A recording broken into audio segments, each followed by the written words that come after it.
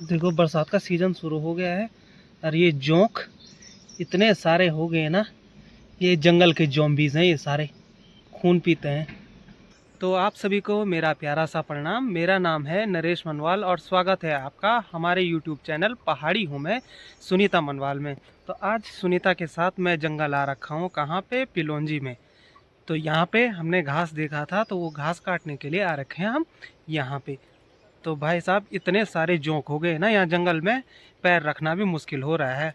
हर time यही लगा रहता है, पता नहीं कौन से मतलब कौन सी साइड से जोंक लग जाएगा। तो मुझ पे अभी तक 3 लग चुके हैं, मैंने तीनों निकाल दिए हैं, पर काटा अभी तक किसी ने भी नहीं है। और यहाँ का जंगल का व्यू देखिए, एकदम सुनसान और हरा भरा सा है भाई। तो मस्त लगता है मुझे ऐसे जंगलों में आना और इन प्यारे पशु पक्षियों की आवाज़ के बीच में एकदम मंत्रमुग्ध हो जाना। तो घास लेके पहुंच गए हैं हम। तो यहाँ पे एक ये प्राकृतिक जल स्रोत है, जो पानी अपने आप निकलता है बांध की जड़ों से। तो ये कभी ख़त्म नहीं होता है, ये ऑनलाइन चलता रहता है। बट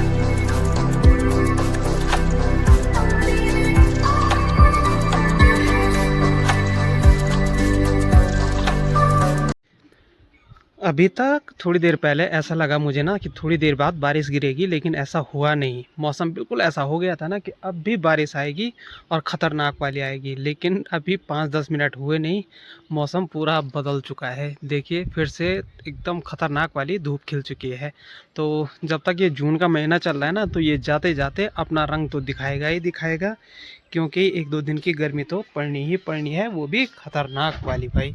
अभी बाहर कोई भी नहीं दिखाई दे रहा है, क्योंकि सब अपने कमरों में खाना खाने के बाद ना आराम करने के लिए लेट गए होंगे भाई। तो इसीलिए कोई भी बाहर नहीं दिखाई दे रहा है इस वक्त।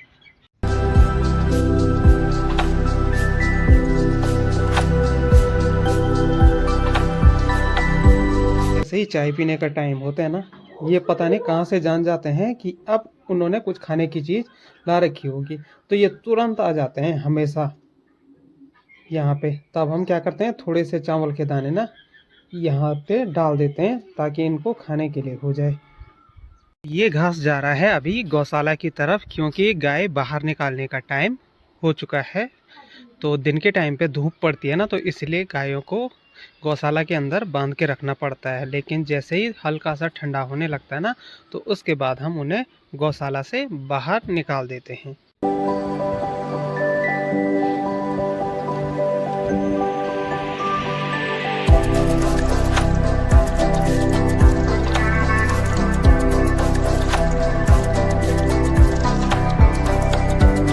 कितना बड़ा बिल्ला, ये पता नहीं कहाँ से आ गए इतना बड़ा। नीचे हमारा जिम्मी उसकी ताक में बैठ रखा है कि ये कब नीचे आए, मैं इसकी बैंड बजाता था। और ये इतना बहुत बड़ा है, मुझे जंगली लग रहा है ये, क्योंकि कोई इंसान तो इतना बड़ा बिल्ला पाल नहीं सकता। ये साइज में बहुत ही बड़ा है भाई। शाम के हो गए हैं 5:19। सुनीता जैसे ही खेत में गई ना, खेत का काम करने के लिए, तो वैसे ही बारिश भी शुरू हो गई।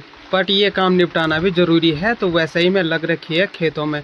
तो भाई ये तो बड़ी दिक्कत वाली बात हो जाएगी ऐसे में, कि तभी बारिश और तभी धूप का लगना, इसमें कुछ नहीं होता। सिर्फ दिक्कत ये रहती है ना कि मौसम परिवर्तन की वजह से बुखार आ जाता है अगर आप बारिश में भीगते हो, या तो सर्दी बैठ जाती है, वो भी कैसी, हमारे इधर बोलते हैं शीत गर्मी वाली सर्दी।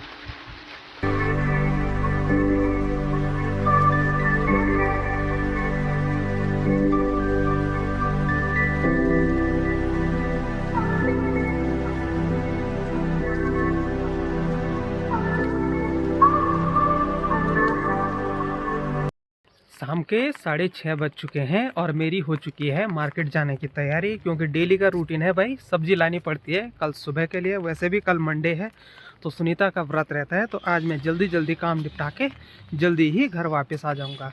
और सुनीता अब तक इस वाले खेत में गुड़ाई कर रही थी, लगभग ये भी आधे से थोड़ा कम तक पहुंच गया है। तो ये यहाँ तक, ये सामने जो दिख रहा है ना कॉर्नर, वहाँ तक गुड़ाई हो चुकी है। साफ साफ फर्क दिख रहा होगा, जो काला काला दिख रहा है वो मतलब गुड़ा गया है, और जो वाइट वाइट दिख रहा है ना वो उस साइड का, वो अभी करना बाकी है। तो चलते हैं अब मार्केट की तरफ। बारिश का मौसम बन रखा है भाई, ठंडा भी लग रहा है, मैंने भी स्वेटर पहन लिया है अभी के अभी। शाम के हो गए हैं 7:20 और मैं भी सब्ज़ी लेके मार्केट से घर आ चुका हूँ। तो मैंने लिए आज कड़वे करेले, क्योंकि मैंने एक जगह पे पूछा कि कड़वे करेले कितने रुपए किलो हैं। उस आदमी ने मुझे बताया कि 80 रुपये किलो है, 40 रुपये का आधा किलो पड़ेगा। फिर मैं उसके जस्ट अपोजिट दूसरी दुकान में गया भाई साहब, वहाँ पे मुझे ना 20 रुपये का 1 किलो कड़वा करेला मिला। तो अगर मैंने वहाँ पे 80 रुपये किलो के उठा देते ना तो 60 रुपये का नुकसान हो जाता। तो इसी के चलते मार्केट में थोड़ा बहसबाजी भी हो गई उससे कि भाई साहब आप ऐसा रेट कैसे लगा रहे हो। तो तब बाद में पता चला जिसने मुझे सस्ते दाम पे दिए थे कड़वे करेले, उसने सेल लगा रखी थी। और अभी शाम के टाइम का व्यू कुछ इस प्रकार से है, क्योंकि सूर्य देव भी अस्त हो चुके हैं।